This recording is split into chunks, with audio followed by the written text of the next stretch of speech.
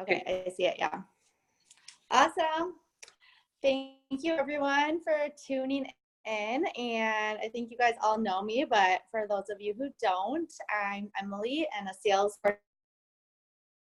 with 5 years now. And I'm just super excited to talk to you guys about two topics that have been really meaningful to me, morning routine and mindset, just because they've been so impactful for me, especially this past few months in changing my thoughts, beliefs, attitude, and energy. So my professional background is actually in corporate human resources in training and development. So I got to study a lot of these topics. I got my master's too around leadership and personal growth and development professionally. So I'm excited to share with you tonight on from more of a personal and lens as an entrepreneur now. So to tell you a little bit more about myself personally, I'm a wife to my husband, Max, who's an emergency medicine physician, and we have 3 kids, 5, 2, and 1, Noah, Mackenzie, and Ada. So it's very busy, and we're definitely in the thick of the phase of having littles. But I'm just so thankful for this path and this mission that I've been on with the Juice Plus company, because I've just experienced so all tonight. But first I had to stop and laugh and kind of just laugh about how I'm the last person to talk about morning routine and mindset, because I am a self-proclaimed night owl and I love sleeping in. And I think that like one of the self-proclaimed joys in life. Mindset, I am just someone who feels deeply, and I experience high highs and low lows sometimes, so I'm just being real. So there's definitely been times in my life where both of these aspects of my life have gone to the wayside, but I guess that just is what makes me more qualified to see if I can get to a good place with these and feel like I've mastered them. I really feel like so can any of all of you. So I can't wait to dive in, and I feel like both of these topics I'll cover tonight is mindset, what it is and why it's important as an entrepreneur, and a few practical ways on how to implement that, and then finally how and why to develop a morning routine. But first, I thought I'd ask you guys some questions. I know you're muted, but you can just think about them yourself. But have you ever felt, either personally or as an entrepreneur, frustrated or stuck despite putting in a lot of business building activity? Busy all the time, yet not reaching your sure of what to focus on. Definitely know that I have, and I've been there. Felt overwhelmed. Manage it all and attempt to have inner peace and positive energy that's contagious, because it's really our attitudes that are contagious to people. Seems like a daunting task, right? But I really just think on the topic and thought about kind of why this happens to us, like why we feel overwhelmed, having so many things to prioritize and having this side. And I think the reason is that we can get stuck as an entrepreneur in taking action is, I think that we're working towards an ideal of where we want to be, treating an artificial finish line like success. So we could say in our business, like, I just want to be NMD, why aren't I there yet? And then kind of getting in this cycle of the ideal thing, which is not a bad thing in and of itself. But when things get really messy is that when we start to measure our own self-worth and satisfaction on whether or not we've achieved that ideal or not, we start to get off track because of how this plays in our mind. And we start to think negative thoughts in our head about, why aren't I there yet? Maybe I'm not good enough. Maybe I'm not working hard enough, because we're putting in all these hours and activity. And so we just jump to the conclusion that we need to work harder and harder, which just makes things worse because we approach our goals from a place of lack, which leads to mistake number 2, which is blurred boundaries. And I've definitely been there before and guilty of this. Our calendars get overloaded for the sake of success. We aren't making time for the things that we love or that truly matter to us. And so we keep we keep busy, and that gives us the illusion of success, but we're really just so busy and we're not really achieving our goals.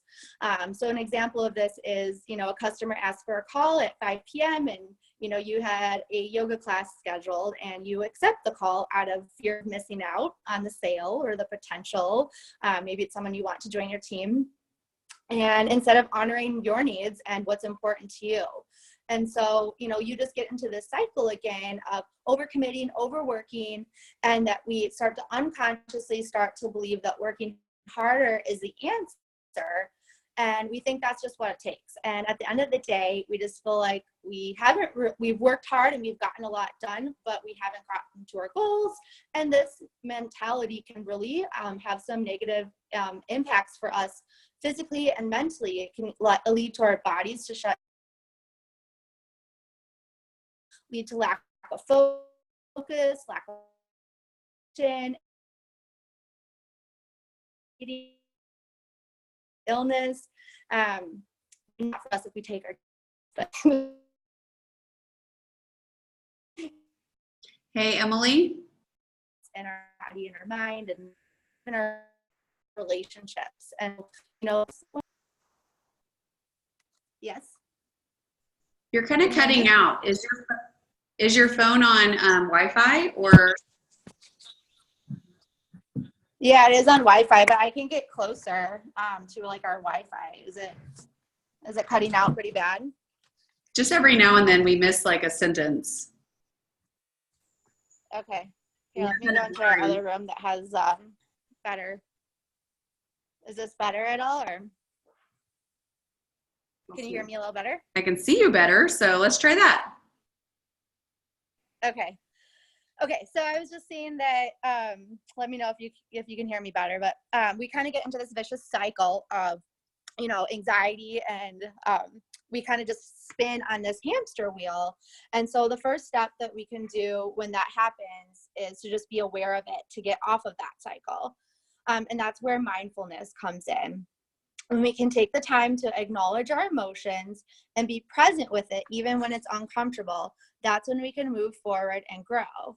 It's when we aren't aware of it that it can lead to burnout and not thriving in our lives and business. So how can we get unstuck when we're there?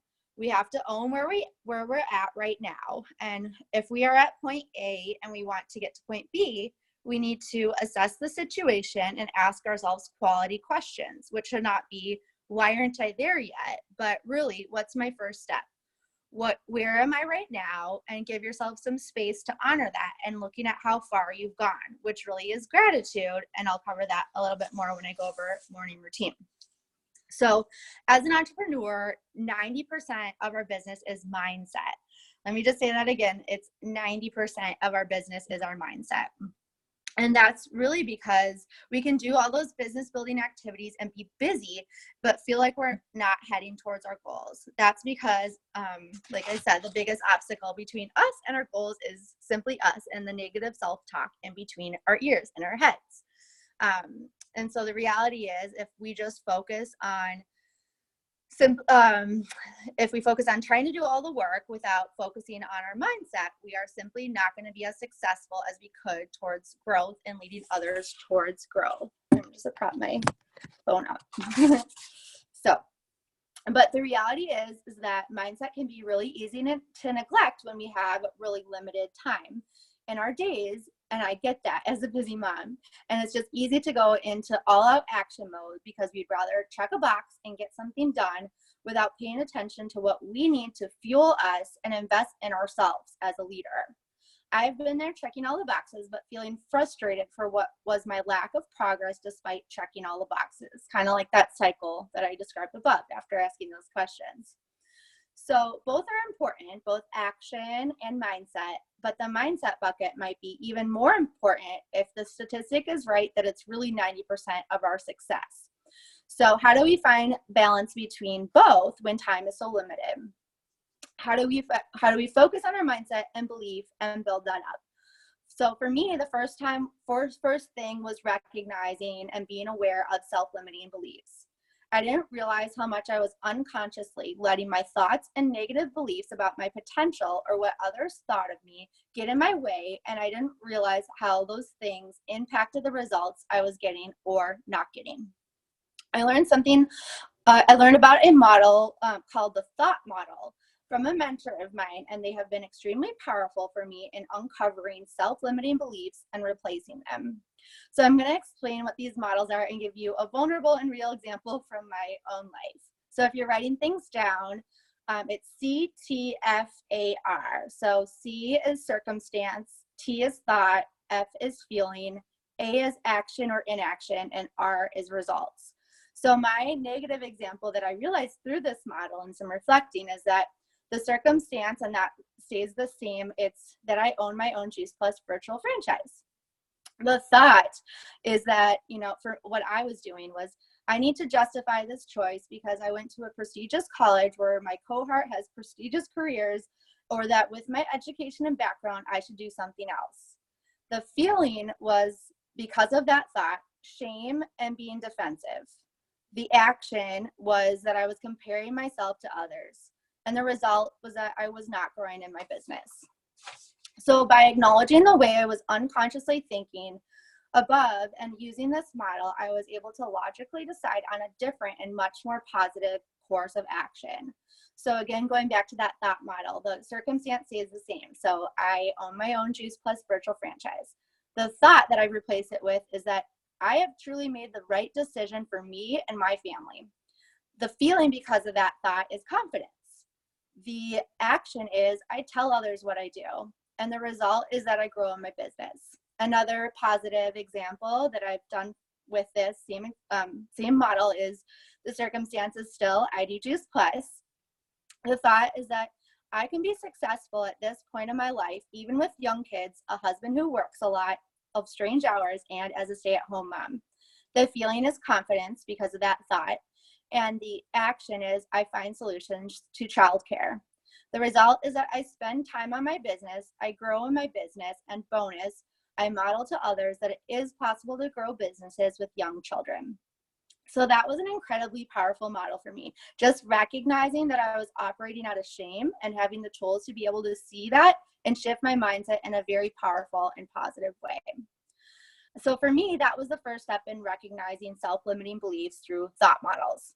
Some other ways I've been able to focus on mindset, I thought of top 6 that work for me.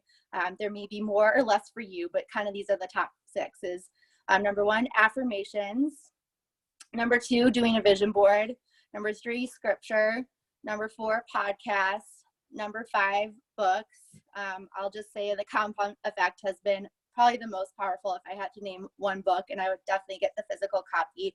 It's just given me belief that doing a little each day will add up and compound and build momentum, and I really just have such a strong belief and faith in it. It's really impacted my mindset. And the 6th one is personality tests. So I don't have time to go deeper on all 6 of those, but I thought I would go deeper on 2 that have been particularly impactful for me.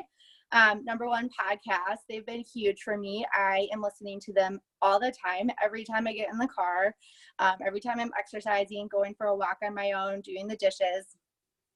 They're huge. Some of my favorites are MLM Nation. It's interviews with top leaders in our field. I love that one.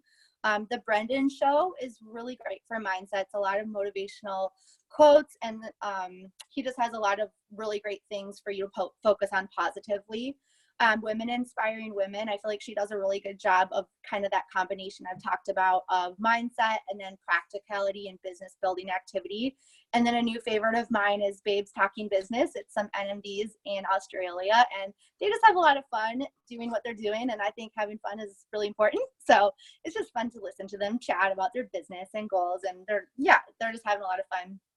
And then personality tests is the other one of those mindset categories I wanted to dive a little deeper in as well, just because they can help you embrace your leadership style and your unique strengths. I personally love the Strengths Finder. If you haven't looked into that already, there's free tests online. There's also a book You basically identify your top 5 strengths, and they just teach you how to lead out of your strengths. But lately I've been fascinated by learning about the Enneagram. Weird name, I know, Enneagram. But I don't have a lot of time to dive super deep into it. So another topic for another training, but there have been basically are 9 core personality types. And what the Enneagram uncovers is your motivations, or basically gets behind why do you do what you do. So if you love helping people and that's really why you do this business, you might be a 2. If you love leading, you might be an 8. If you're a perfectionist, you might be a 1. I love just learning about it. So basically for each type, there are healthy ways to operate and unhealthy. So that has been really eye-opening too, because it's not like any type is good or bad. There's healthy ways to operate out of that number and unhealthy ways. So that's just been really eye-opening on what it takes for, me to be healthy. And the other thing that's been really eye-opening with regards to the Enneagram is that once I found out my type, and I think there was some shame there too with regards to once I found my type, and it's funny because each type isn't good or bad, but I am a 4, which has a very unique leadership style, and it's a creative type that values authenticity and vulnerability. And I think before I knew this about myself, I was comparing myself to other idealized leadership styles. And once I recognize this and see this as a strength that the world needs, I can lead out of that vulnerability, because people need that vulnerability, and I can go forward and lead out of that as my strength. So that has been really powerful for me. And so I guess just what each of these different activities have in common to bookend about mindset is that they remind you of your vision, and they're just very positive, and anything that reminds you of who you are and who you serve and why it's important to you. So how do we make time for all these things when life is so busy? One way, this is getting to the practicality element of it. So one way is to put it on the calendar.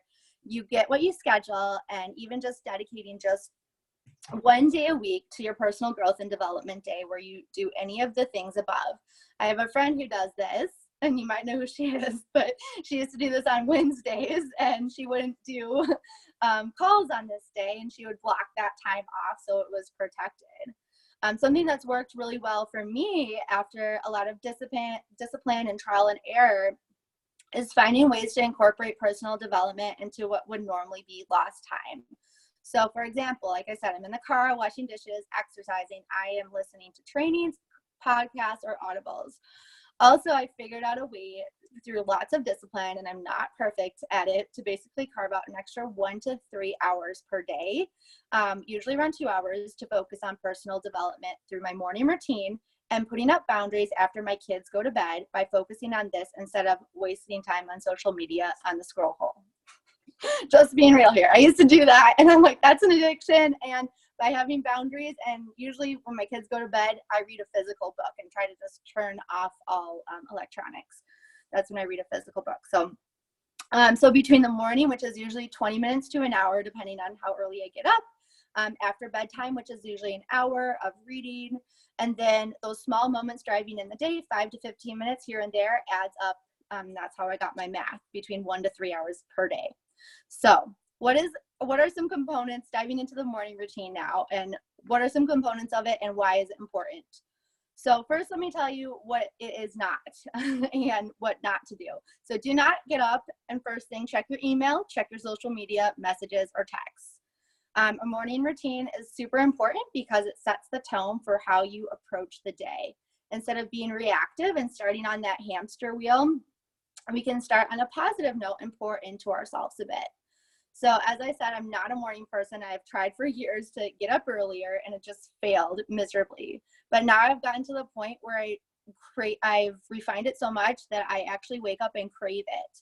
I am sleeping better since I'm getting up earlier, and my husband has even noticed a huge difference in my attitude, or as he says, it shows. So that's been really cool. So there's 3 components that I think that everyone should include in their morning routine, and that's MAP, M-A-P. M is for movement. For me, it's yoga, and I think that's really important to do first, and that has been the key to success for my morning routine, because before I would try to read scripture or read something and I'd just fall asleep. But getting up and getting moving is really important, whether it's a full-on, workout and you shower, or just stretching and yoga, it's really important. The second is affirmations, positive I am statements said out loud. And the 3 is prioritization. So ranking your top 3 priorities of the day and just taking a moment, really just takes a minute to think through what are your top 3 business and personal priorities of the day. So that's kind of the basics of any morning routine I think anyone should include, but I've expanded mine a bit to include a few other areas. So I'll go over that quickly. So for me, like I said, I start with movement, and for me, that's yoga. I personally use this app that is called Down Dog Yoga. I absolutely love it. I can set the time between 10 minutes to an hour, and the intensity if I want to do restorative or like an advanced practice. So that's just been really working for me. I get up and press play. And then I do meditation is the second thing I do. And there's just so many benefits of that. If you Google it, reduces stress, controls anxiety, promotes emotional health, enhances your self-awareness. So many things. I just do it for 5 minutes in Shavasana at the end of my yoga practice, but I've heard through various podcasts I've listened to that, doing it 15 minutes a day, once in the morning and once in the evening, setting a timer can be life-changing. And there is some research behind that, but basically it gets you, when you're awake, you're in a different energetic level than when you're meditating. And so it can kind of get you to those gut instincts of like what is right and discernment when you're meditating.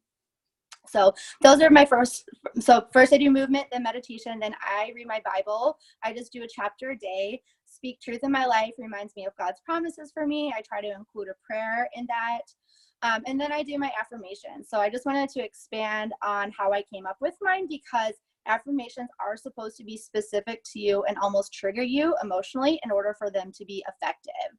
So the exercise that I did to come up with my affirmations or I am statements is as follows. So if you I could have a PowerPoint up, but if you Googled like any generic wellness wheel, you would come up with a wheel that has, the following components of physical, intellectual, spiritual, emotional, social, professional, financial, environmental. There's different variations, but basically I went through that wheel and thought through and just thought about, okay, where am I on a scale from 1 to 5 on each of those categories on a personal level, and then with the business, financial, where am I personally and where am I with the business? And then you think through, what would it take for me to get to a 5 on each of those categories personally, and then with regards to the business. So like, for example, with my weight, if I was working towards my goal weight and I'm saying I'm at a 3 right now, but what would it take for me to get to a 5? I'm at my goal weight. I am full of energy. So that becomes your affirmation, is like kind of your idealized state. And those are things you should read to yourself every day, and they become your I am statements, and they're personalized to you that way. So that has been a really powerful exercise that I just found out about. That is how I came up with mine. So after affirmations, I do gratitude, and this is just a really simple practice. I used to feel overwhelmed about starting a gratitude practice, but it really just takes 1 minute. I write 3 to 5 things down. I date it. I either use my journal or my phone notes, and I write down 3 to 5 things I'm thankful for. It takes a minute, and it really has helped me emphasize the good things in my life. I also do a separate gratitude journal. I just do 1 thing a day for my husband, because that's an area of life I'm trying to focus on as well. So that's just been so powerful, and it really just takes a minute. And then finally, I do the prioritization thing that I told you about. I think through the top 3 priorities and for my business and then personal life. And if you get overwhelmed by that, another thing I've heard that's helpful is, think about what's a now, next, or later category. That is also something that is really helpful. So, all of this can take between, 20 minutes to an hour, depending on, how long I do yoga, but I do the movement, yoga, meditation, read my Bible, affirmations, gratitude, and prioritization. And this is all before, hopefully if I've had good boundaries personally, before reading any emails, opening social media, opening any app, so I can get my mind right for the day. So yeah, I just hope that these tips are helpful for motivating you to start and implement a morning routine yourself, or find some ways to sneak some time to focus on your own personal development and mindset. And if you take away anything, it's just that, as an entrepreneur, we have a non-traditional path towards success compared to your traditional 9 to 5. And so if we create artificial goals for ourselves for success, we will often end up discouraged. So to counter that, just remember that there are some things you can do to keep this vision and your mindset intact. And I'll just conclude by saying that these techniques I have used during my morning routine have really helped me to do that. So I hope you feel inspired to create a morning routine of your own. And if you have any questions, I'm happy to talk through recommendations. So thank you. Does anyone have questions for Emily? I have one question. I didn't get it. In your first example for your thought model, what was your action? For the the negative one? Yeah. Oh, so it was, so the thought is I need to justify my choice. The feeling is shame. And then the action is I was comparing myself to others. Yeah. I like that exercise. Yeah, it was so powerful for just like, I feel like even since I've done that exercise, I've noticed such a huge shift in like claiming I had a little bit of shame towards what I was doing and now just being so proud of it. And that's resulted in confidence and changed action of like wanting to tell people what I do because I'm proud of it. So obviously it's working because you got 18 orders. Thank you. That's amazing. And teammates. So yeah, we're so excited. Oh. Well, any questions before we wrap up here, you guys? Hope you took good notes, and thanks for being on. Next week, we're going to have Catherine Pompeo sharing how she is sharing the business with business people, with business owners, and partnering with them to bring Juice Plus in as another offering for their business. So thank you, Emily. We appreciate you. You're amazing. And I'm going to start working on my thought models right now. Yay. Thanks. Have a great night, everyone. Bye. Thank you. Bye.